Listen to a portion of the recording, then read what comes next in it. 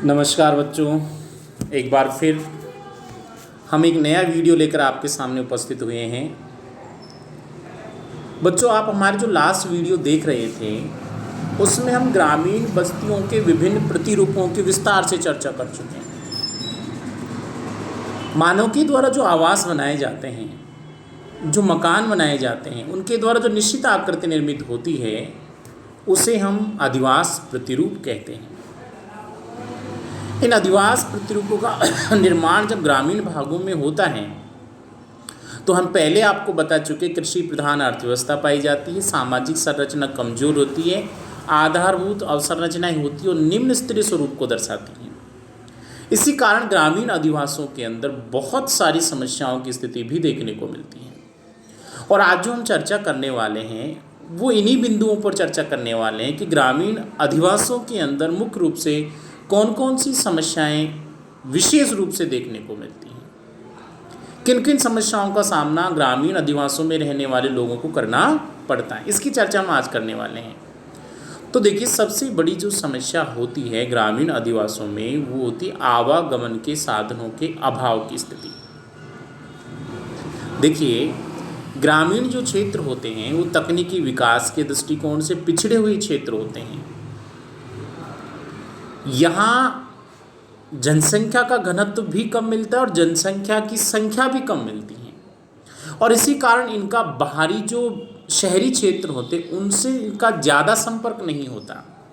और यदि मान लीजिए सड़कों के द्वारा प्रत्यक्ष संपर्क होता भी है तो यहाँ आने जाने वाले यातायात और परिवहन के जो साधन होते हैं उनकी संख्या बहुत कम होती है। तो आवागमन की पर्याप्त व्यवस्था न हो पाना ग्रामीण अधिवासों की एक मुख्य समस्या है।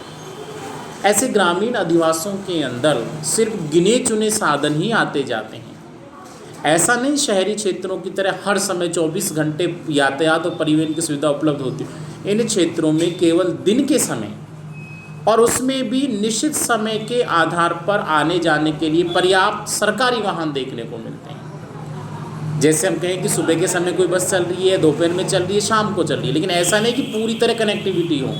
तो सार्वजनिक जो परिवहन के साधन हैं उनकी उपलब्धता का इनमें अभाव होता है और वो बहुत ही कम मात्रा में इन क्षेत्रों में संपन्न होते हैं। व्यक्तिगत जो परिवहन के साधन हैं वो अवश्य उपलब्ध होते हैं, लेकिन इनसे आना जाना केवल व्यक्तिगत हितों पर होता है।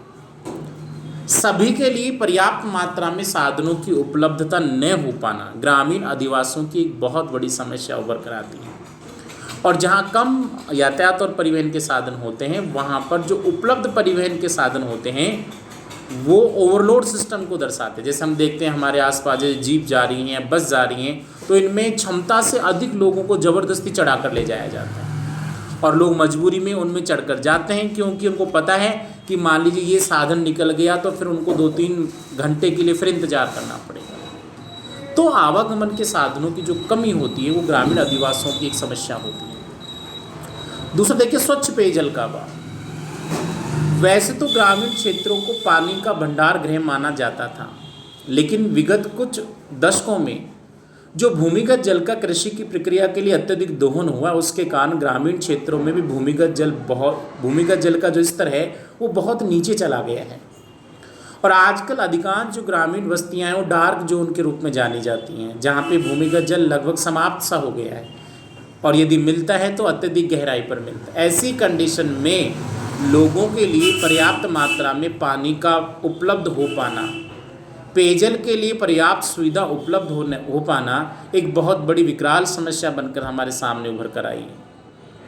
और निरंतर भूमिगत जल के होते हुए दोहन के कारण भूमिगत जल में फ्लोराइड की मात्रा भी निरंतर बढ़ती जा रही है। लेकिन ग्रामीण बस्तियों के लोगों को पर्याप्त ज्ञान न हो पाने के कारण वो फ्लोराइड युक्त पानी का सेवन करते हैं, जिसके परिणामस्वरूप बहुत सारी बीमारियां उत्पन्न होती हैं। ऐसी बीमारियों में फ्लोरोसिस का उत्पन्न होना, दांतों का टेढ़ा मेढ़ा होना, हड्डियों का टेढ़ापन आना, बंकन आना, ये घेंगा, ये कुछ ऐसी बीमारियां हैं जो फ्लोराइड की प्रधानता के कारण उत्पन्न होती हैं। तो ऐसी बीमारियों से, या हम ऐसा कहें कि ऐसा जो स्वच्छ पेयजल है वो ग्रामीण बस्तियों के अंदर उपलब्ध नहीं हो पाता और न ही सरकार के द्वारा ऐसे कोई प्रयास किए जाते कि संपूर्ण ग्रामीण बस्तियों को पर्याप्त मात्रा में पानी की उपलब्धता सुनिश्चित कर दी जाए। तो ये पीने के लिए जो पानी की व्यवस्था है वो गाँव में उपलब्ध नहीं हो पाती, और इसी कारण ये ग्रामीण बस्तियों की या ग्रामीण अधिवासियों की एक महत्वपूर्ण समस्या बनकर हमारे सामने उभर कर आई। और कई जगह तो स्थिति ऐसी देखने को मिलती कि पानी को लेकर आपसी विवाद तक संपन्न हो जाते हैं। ग्रीष्मकाल के दौरान तो स्थिति और भी अत्यधिक भयंकर हो जाती है। सरकार के द्वारा जो टैंकर व्यवस्था संपन्न की जाती है उसमें आए दिन लड़ाई झगड़े की स्थिति हमें देखने को मिलती है। इसके अलावा स्वास्थ्य सुविधाओं का पर्याप्त उपलब्ध न हो पाना, ये भी ग्रामीण क्षेत्रों की एक बहुत बड़ी समस्या है। शहरी क्षेत्रों के अंदर तो पर्याप्त मात्रा में लोगों को चिकित्सा की सुविधाएं उपलब्ध हो पाती हैं, पर्याप्त मात्रा में डॉक्टर पाए जाते हैं, पर्याप्त मात्रा में हॉस्पिटलों की व्यवस्था होती है। लेकिन ग्रामीण क्षेत्रों में न तो इतने अधिक हॉस्पिटल संचालित किए जाते हैं, और यदि संचालित भी हैं तो उनमें समय पर डॉक्टरों का या मेडिकल जो टीम होती है उसका पहुंच पाना एक बहुत बड़ी कसम जैसी स्थिति होती है।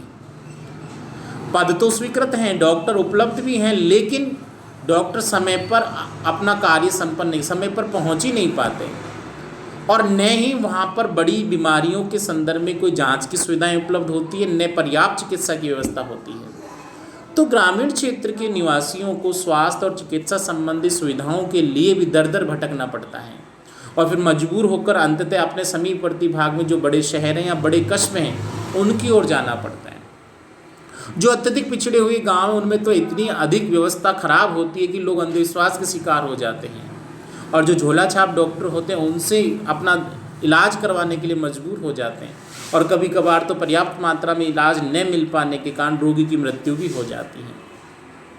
आवागमन के साधनों की जो कमी होती है वो भी चिकित्सा और स्वास्थ्य संबंधी दशाओं को प्रभावित करती हैं। आने जाने के पर्याप्त साधन नहीं, आज भी हमारे भारत के अंदर बहुत सारे ऐसे देश हैं जहां आने जाने के पर्याप्त साधन नहीं है। जो नव प्रसूताएँ होती हैं उनको लाने ले जाने के लिए आज भी लोग चारपाई का प्रयोग करते हैं, नदियों को पार करना पड़ता है बहुत सी जगह। तो ऐसी भयंकर विडंबना की स्थिति में लोगों का जीवन कैसा होगा इसकी आप कल्पना कर सकते हैं। विद्युत सुविधा का पर्याप्त उपलब्ध न हो पाना, हमारे भारत के ग्रामीण क्षेत्रों में जो विद्युत की आपूर्ति होती है वो निश्चित नहीं है। शहरी क्षेत्रों में तो 24 घंटे बिजली की स्थिति देखने को मिलती है, लेकिन ग्रामीण क्षेत्रों में 24 घंटे बिजली की स्थिति नहीं पाई जाती। बिजली कब कट होगी इसकी कोई निश्चित पूर्व सूचना भी नहीं होती, और अधिकांश समय तो कभी बिजली आती है फिर कभी चली जाती है, आना जाना ये प्रक्रिया लगी रहती है। तो विद्युत आपूर्ति का निश्चित समय नहीं है, कोई नियमित आपूर्ति नहीं है, और न ही पर्याप्त विद्युत आपूर्ति की सुविधा उपलब्ध होती है। इसके कारण ग्रामीण क्षेत्रों में रहने वाले लोगों की जो क्रियाएं होती है प्रभावित होती है। कृषि संबंधी क्रिया, विशेष रूप से कृषि संबंधी जो क्रिया होती है प्रभावित होती है। रोजगार का उपलब्ध न होना, ग्रामीण क्षेत्रों के लोग मुख्यतः कृषि पर निर्भर करते हैं, और कृषि में इतनी क्षमता नहीं होती कि वो पर्याप्त मात्रा में लोगों को रोजगार उपलब्ध करवा सकें। तो पर्याप्त मात्रा में लोगों को रोजगार उपलब्ध नहीं हो पाने का लोगों के द्वारा मजबूरी में ग्रामीण क्षेत्रों से शहरी क्षेत्रों की ओर पलायन किया जाता है। तो ग्रामीण क्षेत्रों में विभिन्न प्रकार की बेरोजगारी की स्थिति देखने को मिलती है, चाहे वो पूर्ण बेरोजगारी के रूप में हो, चाहे वो छिपी हुई बेरोजगारी के रूप में हो, या फिर मौसमी बेरोजगारी के रूप। हर प्रकार की बेरोजगारी का जो स्तर है वो ग्रामीण क्षेत्रों में देखने को मिलता है। पूर्ण बेरोजगारी क्या होती है इसकी हम चर्चा करते हैं। लोगों की एक ऐसी स्थिति जिसमें लोग काम तो करना चाहते हैं लेकिन रोजगार की सुविधा उपलब्ध नहीं है। इच्छुक व्यक्ति को भी काम न मिल पाना पूर्ण बेरोजगारी के रूप में जाना जाता है। छिपी हुई बेरोजगारी क्या होती है? ग्रामीण क्षेत्रों के अंदर विशेष रूप से छिपी हुई बेरोजगारी मिलती है। बहुत एक ही परिवार के सारे लोग कृषि में संलग्न मिलते, जिस कृषि के काम को घर के 1 या 2 लोग कर सकते थे उसको करने के लिए पूरा का पूरा परिवार लगा रहता है। तो काम के लिए जितने आवश्यक श्रमिक होते हैं उससे अधिक मात्रा में लोग जब लगे रहते हैं तो ऐसी स्थिति छिपी हुई बेरोजगारी कहलाती है। उसमें पता नहीं चलता कौन बेरोजगार है, कौन रोजगार मिल रहा है। ऐसी स्थिति छिपी बेरोजगारी कहलाती है। अक्सर आपने देखा होगा फसलों के उत्पादन के दौरान ग्रामीण क्षेत्रों में निवास करने वाले परिवारों के सारे लोग फसलों में काम करते रहते हैं। ऐसी स्थिति छिपी बेरोजगारी कहलाती है। मौसमी बेरोजगारी, मौसम विशेष के आधार पर तो लोगों को रोजगार प्राप्त हो जाता है लेकिन कुछ समय बाद में फिर वो बेरोजगार हो जाते हैं। मौसमी बेरोजगारी के रूप में जाना जाता है। भारत में खरीफ की फसल का उत्पादन होता है, बरसात होती है, पर्याप्त मात्रा में कृषि होती है, लोगों को रोजगार मिल जाता है। लेकिन शुष्क अवधि आई, ग्रीष्मकाल आया, बारिश होगी नहीं, फसलें उत्पन्न नहीं होगी, कृषि नहीं होगी, लोग बेरोजगार हो जाए। ऐसी स्थिति मौसमी बेरोजगारी के रूप में जानी जाए। तो बच्चों, सारी ऐसी समस्याएं हैं जो विशेष रूप से ग्रामीण क्षेत्रों में हमें देखने को मिलती हैं। इसके अलावा शिक्षा के स्तर का कम पाया जाना, स्वच्छता का अभाव होना, जन जागरूकता का अभाव होना, आपराधिक प्रवृत्तियों का पर्याप्त मात्रा में निस्तारण न हो पाना, आपसी अलगाववाद की स्थिति होना, ये सारे ऐसे कारण हैं जो ग्रामीण अधिवासियों की समस्याओं के रूप में जाने जाते हैं। आवासों की कमी, जनसंख्या धीरे धीरे बढ़ती जा रही है, लोगों के रहने के लिए मकान उपलब्ध नहीं हो पा रहे, ये भी ग्रामीण अधिवासियों की एक समस्या है। जल निकासी की व्यवस्था न होना, नालियाँ नहीं हैं ग्रामीण क्षेत्रों में, पानी यत्र तत्र फैला रहता है, चारों ओर गंदगी बनी रहती है, संक्रामक बीमारी फैलने का खतरा बना रहता है। तो ये सारी की सारी जो समस्याएं बच्चों ग्रामीण अधिवासियों की समस्याओं के रूप में शामिल की जाती हैं, जिनकी हमने चर्चा की। और एग्जाम के दृष्टिकोण से आपको ये प्रश्न महत्वपूर्ण भी हो जाता है कि ग्रामीण अधिवासियों में पाई जाने वाली समस्याओं का विस्तार से वर्णन कीजिए। तो आज हमने ग्रामीण अधिवासियों में मिलने वाली समस्याओं की चर्चा की। हमारे नेक्स्ट वीडियो में हम आपसे एक नए टॉपिक के साथ में फिर मिलेंगे। तब तक के लिए